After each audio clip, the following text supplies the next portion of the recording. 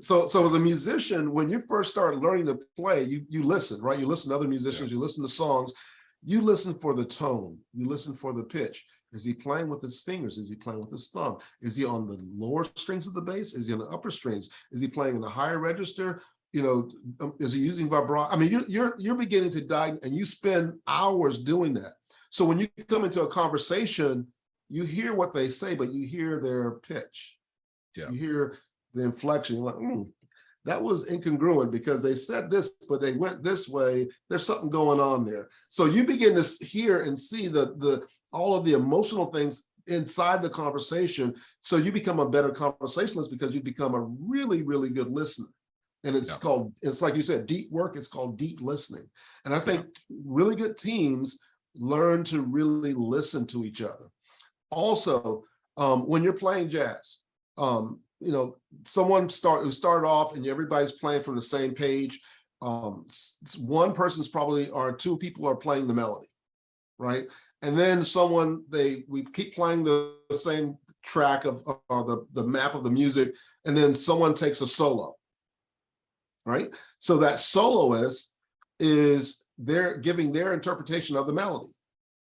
Now they may have, you know, there could be multiple different ways to interpret it. And so everyone else in the band has to, what I call, surrender to support.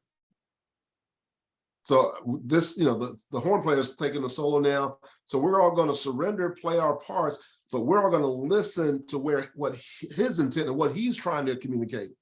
And we're going to change our style of playing to map to his interpretation of that melody. Now, the piano player may have a totally different interpretation of what he thinks the melody should sound like for him. And he may add up some more, you know, pizzicato and chords and different things that he's doing on the keyboard. And then again, everyone tunes in. We're playing the same chart, but everyone tunes in and listens to his style. And now you hear a different thing happening. And so the music is always and every night, if you play the same song, it's like a different song because everyone interprets their own melody a little differently and everybody's listening. So how does that relate to business and work? Well, you know, I really encourage the teams I'm on and the teams that I lead to, one, listen, but I also encourage them that when someone else in the group is taking a solo, everyone needs to support that person and really intently listen. And one of the best ways to teach that is to model it. Yeah. That when they see the CEO of the company and someone else is doing part of a presentation and they see you taking notes and listening, well, guess what? They're going to like, wait a minute. Okay, if he's taking notes and he's intently listening, I better be taking notes because he may ask me, do I know, like, what did she say?